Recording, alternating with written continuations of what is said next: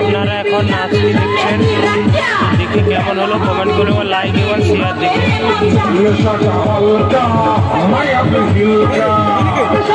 শেয়ারটা অবশ্যই করবেন এবং লাইক ফলোয়ার্সটা করে রাখবেন।